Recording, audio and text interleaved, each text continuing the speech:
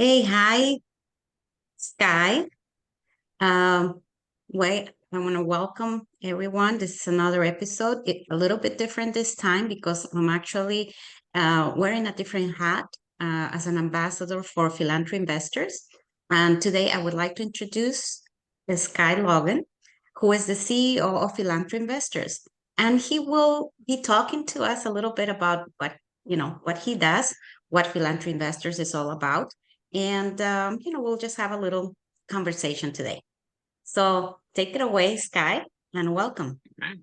Great. Thank you very much, Carla. I'm very excited to be on your show and excited to talk about philanthropy and investing, making people money and changing the planet. Mm-hmm. Yes. Well, as you know, I'm a broker associate with eXp Realty, but I'm also an ambassador for PhilanthroInvestors. So I wanted to let everybody know about what, you do and what we do as, part of this organization. So why don't you describe, what is PhilanthroInvestor? Okay. So PhilanthroInvestors, what we do is we kind of combine the traditional venture capital financing that everyone's really familiar with, and we combine that with philanthropic principles to actually impact society, the globe, humanity in a positive way. So that's Mm-hmm. kind of, yeah, that's kind of very, very fast, fast explanation of what we do, but that is how we do that on a global basis. We're an international company. We've got several companies around the planet right now and access to tens of millions of dollars of assets and tens of thousands of people that are using our company services, or 100 plus easily, thousand across the globe using our services throughout our company. So we're looking to expand that greatly. So that's kind of what who we are a little bit and what we do. Mm-hmm.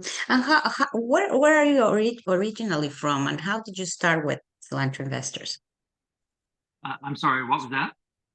Oh, where are you originally from?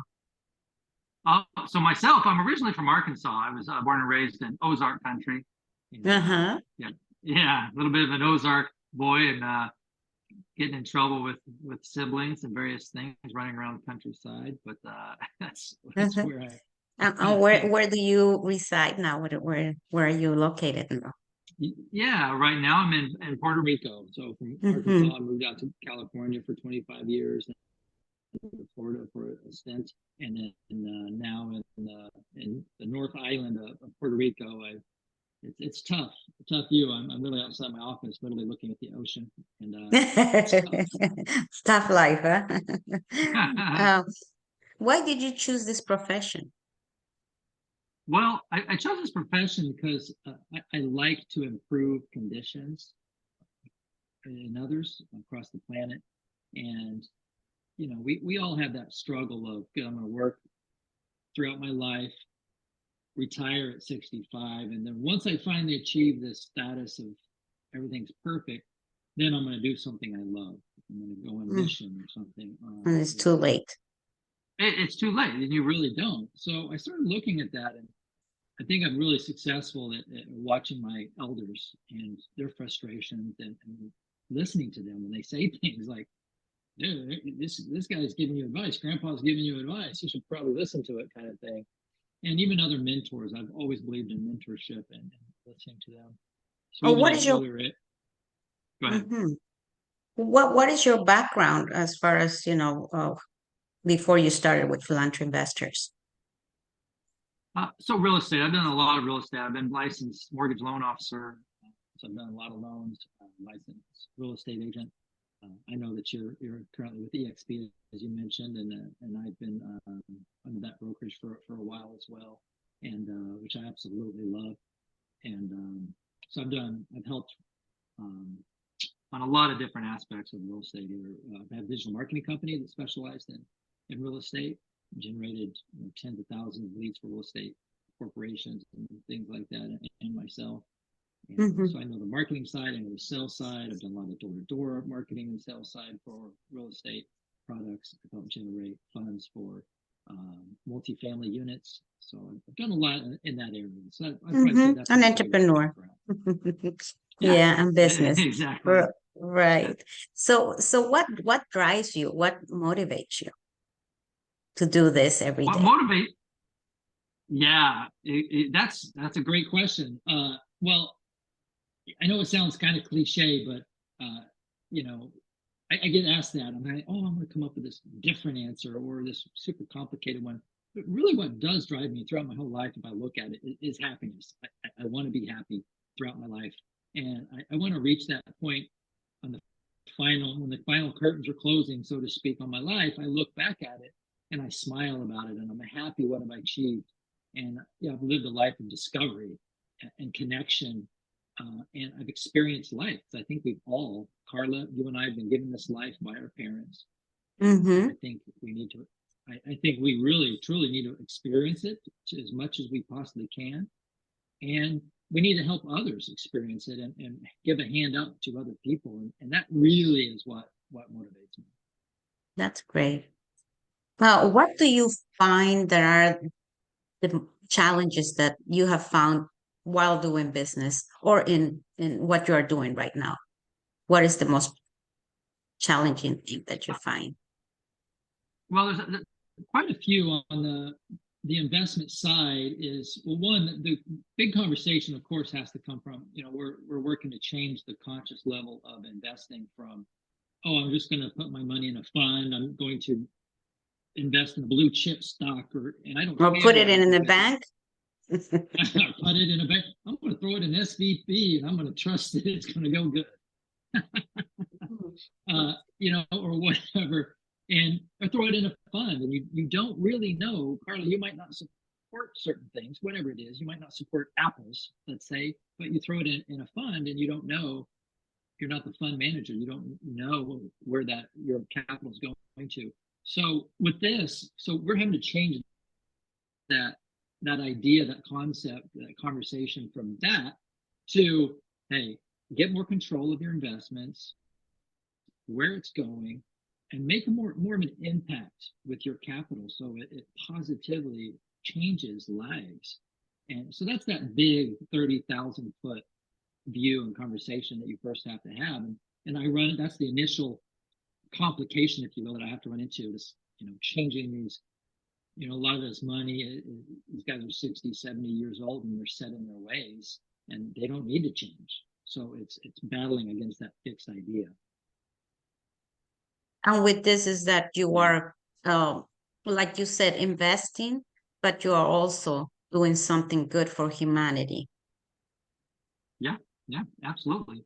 And Mhm. even though I do say that is my greatest challenge, to be honest, I don't find that conversation is difficult to have because I am talking about help. I'm talking about, you don't get much argument. Like, hey, I'm working to save lives. No, I don't want that.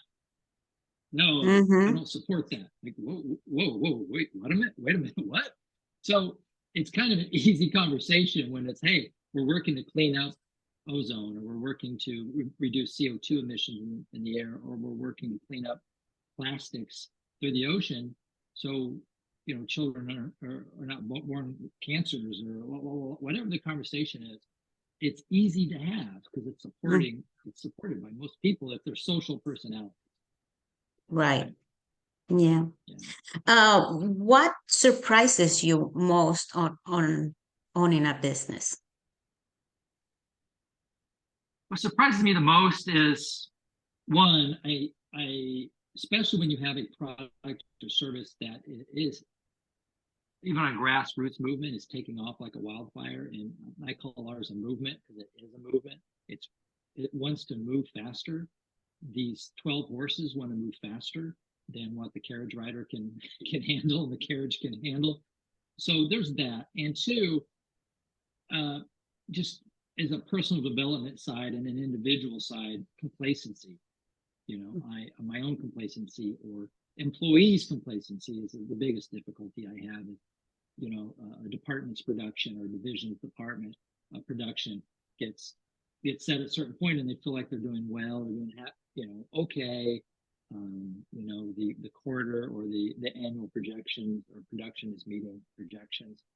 Well, if it can expand much faster, like this complacency you have to deal with, like, oh, Mm-hmm. everything's ho-hum, everything's going okay. And as far as someone that is really truly doing this to impact the planet on a massive scale, and I know that we can do that, I do have to fight with that. Like, oh, it's okay, don't worry, we're already up. We're up for the week, we're up for the month. Don't worry about it. Like, Right. I'm like, don't Yeah. tell me not to worry. They'll tell me what to do. Yeah. Um, well, and so then how do you motivate, or encourage them to move in the direction where, you want where you have that vision or where you want to go? Yeah, well, you're definitely keeping the team, the organization, or in my case, the various organizations, various companies and venture partners, keeping everyone very well briefed. For sure, everyone needs to know what the other team members are doing. They need to know what the other groups are doing and where they're headed. And you're keeping it at a very high energy, a high tone, or a high, I say just keep it at games. Mm-hmm. You always hear sales teams talk about production games and production awards and gamifying production and departments. And it is true. I've run call centers, 250 employee plus call centers. And it's quite a task to motivate that number of people. And Mm-hmm. what's easy is just you keep it at games, and even if the smallest. What's surprising is sometimes the smallest award, $250, or an iPad Pro, goes a long way and can make the company huge revenue targets. But it's not that much. It doesn't cost a company that much, but it makes it so much more fun as well. So Mm-hmm. uh, yeah, that's a key motivating thing, is keeping the energy high, keeping the tone, keeping it up at games, as opposed to a bullhorn and a bullwhip. Mm-hmm. It makes a Right. very serious environment. Yeah. Yeah. So what are your goals for the year? Where do you see All right. PhilanthroInvestors and, Oh, mm-hmm. I always want to kind of bring it down to what I feel like is tolerable by people. But so with that in light, I want to bring on 10, working to create 10 new PhilanthroInvestor venture partners or companies. Okay, so which would be absolutely outstanding for us as the CEO of the company, and $20 million in capital raise. Those are my targets that I want to hit by the end of this year. Fantastic. So, Yeah, well, yeah. what do we need to do to get there? And how can I collaborate to make PhilanthroInvestors something um, that everybody wants to be part of? Well, the easiest way is just to tie in the conversation along with everyone's current work. So whatever their path is, just tying the message in, and eventually people run into, use the term ambassadors. That's what we use. We have an ambassador program that you are in, Mm-hmm. and you just tie that conversation into it, and you run into people, like-minded people, run into like-minded people. Good, you want to Mm-hmm. change the planet. You want to start thinking about impact investing, philanthropic companies, things like that. Your Facebook feed, your Google, all this stuff, it starts showing up to you. And even people will start showing up in your life that the synergy, there's That are synergistically, I aligned, was trying to, yeah, yeah, are aligned yeah, with yeah, what you believe in and what your core that's values right. are. Yeah, yeah. That's right. So, And you just start tying that in, and that's all we need, is just that conversation being had and people making connections and forwarding them over to us as soon as they find them. mm-hmm. All right. Yeah. So, well, this was great and great getting to have this talk with you today. So you know, I guess if somebody needs to know more information about it, I'm gonna put the website where they can go to and get in contact with us so we can give him more information about PhilanthroInvesting. Perfect, Yeah. Carla. I love Yeah. it, and I love what you're doing. By the way, you're absolutely killing it, doing fantastic. So I want to acknowledge you big time. Thank you. Thank you. Yeah. And so we'll spread the word. Thank you so much again, and you have a great day. Okay. Absolutely. You too, Until Carla. next time. Okay. Okay.